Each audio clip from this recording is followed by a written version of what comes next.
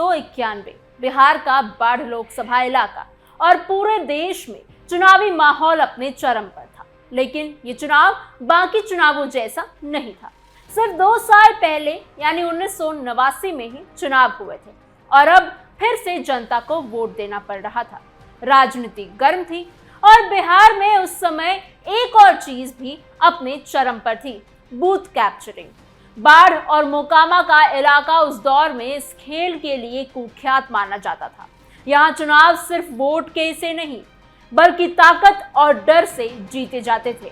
और फिर आया वो दिन, वोटिंग का दिन। एक बूथ जहां अचानक गोलियों की आवाज गूंज उठी, अफरा तफरी मच गई, लोग इधर उधर भागने लग गए।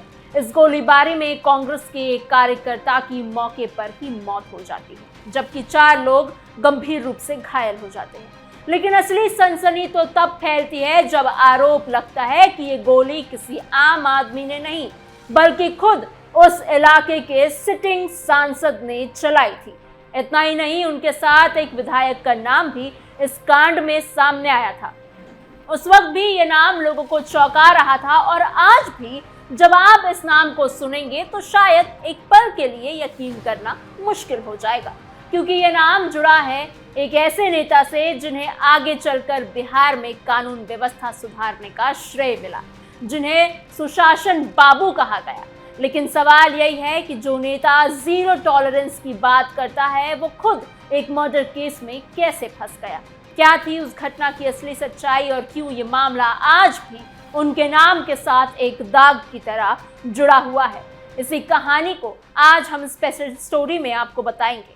नमस्कार, आप देख रहे हैं कैपिटल टीवी बिहार और मैं हूं आपके साथ समीक्षा तिवारी। लोकतंत्र पे भारी पड़ा डर और दबाव, बूथ पर कब्जे का खेल, डर, धमकी और खून की राजनीति। 1989 का लोकसभा चुनाव बिहार की राजनीति के लिए एक टर्निंग पॉइंट साबित हुआ था।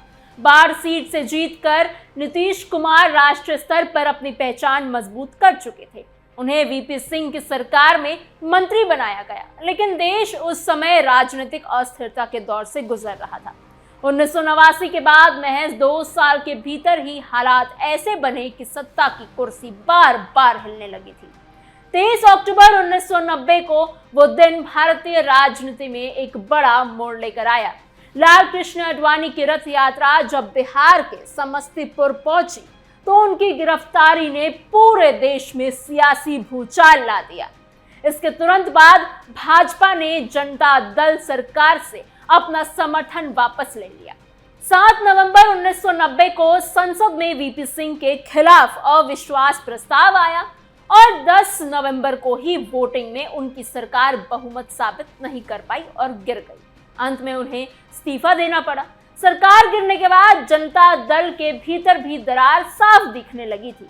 वरिष्ठ नेता चंद्रशेखर अपने कुछ भरोसेमंद सांसदों के साथ अलग हो गए थे और समाजवादी जनता पार्टी का गठन कर लिया। उस समय कांग्रेस, जिसकी अगुवाई राजीव गांधी कर रहे थे, उन्होंने चंद्रशेखर को समर्थन दिया। चंद्रशेखर देश के प्रधानमंत्री बने, लेकिन यह गठबंधन शुरुआत से ही थोड़ा असहज था। चंद्रशेखर स्वतंत्र रूप से फैसले लेने चाहते थे, जबकि कांग्रेस लगातार उन पर दबाव बनाए हुई थी, जैसी कि उनकी आदत रही है। इसी बीच उन पर यह आरोप भी लगे कि वो राजीव गांधी की जासूसी करवा रहे हैं। यह आरोप सियासत में आग की तरह फैल गई और कांग्रेस ने अपना समर्थन वापस ले लिया। 6 मार्च 1991 को चंद्रशेखर को इस्तीफा देना पड़ा। हालांकि नए चुनाव होने तक वो कार्यवाहक प्रधानमंत्री बने रहे। दिल्ली की सत्ता के इस खेल के बीच बिहार की जमीन पर भी राजनीति गर्म थी। 1989 में राम लखन सिंह यादव को हराकर नीतीश कुमार का कद काफी बढ़ चुका था। 1991 के चुनाव में वो दूसरी बार अपनी किस्मत आजमा रहे थे। इस बार उनके साथ एक ऐसा नाम जुड़ा जो उस समय इलाके में ताकत और दबदबे का प्रतीक माना जाता था, दिलीप सिंह, जिसे बड़े सरकार कहा जाता था। दिलीप सिंह अनंत सिंह के बड़े भाई थे और मोकामा से उस वक्त विधायक चुने गए थे। उनका नाम उस दौर में चुनावी जीत के हर तरीके यानी साम दाम दंड भेद में माहिर होने के लिए जाना जाता था। कहा जाता था कि वो चुनाव जीतने के लिए किसी भी हद तक जा सकते थे। यही वजह थी कि 1991 के लोकसभा चुनावों में नीतीश कुमार के लिए सक्रिय भूमिका वो निभा रहे थे। फिर आया 19 नवंबर 1991 का दिन, मतदान का दिन। पंडारक थाना क्षेत्र के अंतर्गत आने वाले मध्य विद्यालय ढेबार में वोटिंग चल रही थी। बिहार के उस दौर में चुनाव का मतलब सिर्फ वोट डालना नहीं होता था, बल्कि वहां ताकत, डर और दबाव का खेल भी चलता था। माहौल पहले से ही काफी तनावपूर्ण था। दोपहर का वक्त था। अचानक जनता दल और कांग्रेस कार्यकर्ताओं के बीच झड़प शुरू हो जाती है। पहले बहस होती है, फिर धक्का मुक्की होती है और देखते ही देखते गोलियों की आवाज गूंज जाती है। पूरा इलाका दहशत में आ जाता है। लोग इधर उधर भागने लग जाते हैं। आरोपों ने बढ़ाई सनसनी, साफ छवि पर बड़ा सवाल। 17 साल बाद फिर उठा मामला। इस गोलीबारी में कांग्रेस कार्यकर्ता सीताराम सिंह की मौके पर ही जान चली जाती है। वहीं सुरेश सिंह, चंद्रमौली सिंह, मन्नू सिंह और राम बाबू गंभीर रूप से घायल हो जाते हैं। एक चुनावी बूथ जो लोकतंत्र का प्रतीक होना चाहिए था, वो अचानक खून से रंग जाता है। लेकिन इस घटना के बाद जो आरोप लगे, उन्होंने पूरे मामले को और भी ज्यादा सनसनीखेज बना दिया।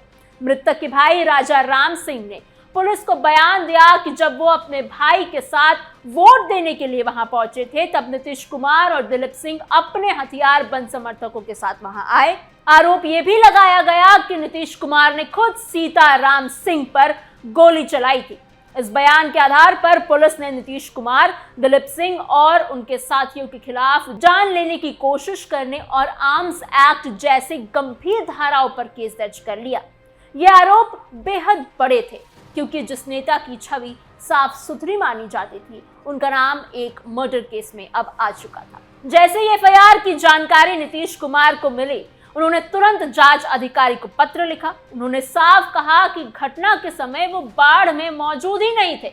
उनका दावा था कि वो उस दिन नालंदा में थे और वहां के जिला अधिकारी और पुलिस अधीक्षक के साथ बैठक में शामिल थे। इसके बाद पुलिस जांच शुरू हुई, गवाहों के बयान लिए गए, घटनास्थल की जांच हुई। करीब 1.5 साल बाद यानी 31 जनवरी 1993 को पुलिस ने अदालत में अपनी क्लोजर रिपोर्ट पेश की।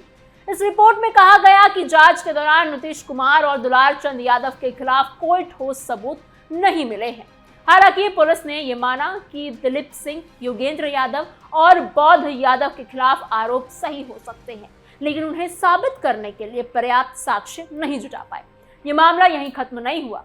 साल दर साल ये केस अदालत में चलता ही रहा और 5 अगस्त 2008 को बाढ़ के एसीजीएम कोर्ट ने पुलिस की अंतिम रिपोर्ट को स्वीकार कर लिया। अदालत ने नीतीश कुमार और दुलार चंद यादव को इस मामले में राहत दे दी, जबकि बाकी आरोपियों के खिलाफ केस चलने का आदेश दिया और उनके खिलाफ गैर जमानती वारंट जारी कर दिया। लेकिन 2009 में ये मामला एक बार फिर सुर्खियों में आ गया। अशोक सिंह नाम के एक व्यक्ति ने इस फैसले के खिलाफ विरोध से शिकायत याचिका दायर की। हैरानी की बात यह थी कि वो इस मामले के मूल सूचनाकर्ता भी नहीं थे। उसी दिन अदालत ने उनकी शिकायत दर्ज कर ली और कुछ गवाहों के बयान भी दर्ज किए, लेकिन इसके बाद ना तो याचिकाकर्ता अदालत में पेश हुए और ना ही उन्होंने इस केस को आगे बढ़ाने की कोई दिलचस्पी दिखाई। इस दौरान एक आरोपी योगेंद्र यादव ने पटना हाईकोर्ट में याचिका दायर की। 22 अप्रैल 2009 को हाईकोर्ट ने मामले में आगे की कार्रवाई पर रोक लगा दी, लेकिन इसके बावजूद निचली अदालत ने कार्रवाई जारी रखी। 31 अगस्त 2009 को नीतीश कुमार के खिलाफ फिर से संज्ञान ले लिया गया। ये एक बड़ा कानूनी विवाद बन गया। नीतीश कुमार के वकीलों ने हाई कोर्ट पे इस फैसले को चुनौती दी। उन्होंने कहा कि 17 साल बाद दायर की गई ये शिकायत पूरी तरह से संदिग्ध है। अगर शुरू में पुलिस ने सही जांच नहीं की थी, तो उस समय की अदालत का दरवाजा क्यों नहीं खटखटाया गया। वकीलों ने यह भी तर्क दिया कि यह मामला राजनीतिक प्रतिद्वंदता से प्रेरित है। 2005 में नीतीश कुमार बिहार के मुख्यमंत्री बन चुके थे और ऐसे में उन्हें बदनाम करने के लिए इस तरह की याचिका दायर की गई। मामले में एक और अहम मोड़ तब आया जब खुद सूचनाकर्ता राजा राम सिंह और अन्य घायल गवाहों ने हलफनामा देकर कहा कि उन्हें पुलिस की अंतिम रिपोर्ट से कोई आपत्ति नहीं है। उन्होंने साफ कहा कि असली आरोपी दिलीप सिंह था और बाकी लोगों को राजनीतिक कारणों से इस केस में घसीटा गया। कुछ गवाहों ने यह भी माना कि घटना के बाद उनकी मानसिक स्थिति ठीक नहीं है और उस समय उनका इस्तेमाल राजनीतिक बदलों के लिए किया गया। उन्होंने ये भी कहा कि अब जब वो इस मामले को आगे नहीं बढ़ाना चाहते। इसके अलावा उस समय के नालंदा में डीएम और एसपी के बयान भी बेहद महत्वपूर्ण साबित हुए। दोनों अधिकारियों ने कहा कि घटना के समय पर नीतीश कुमार नालंदा में ही मौजूद थे और उनसे मुलाकात भी हुई थी। इससे उनका अलिबी और मजबूत हो गया।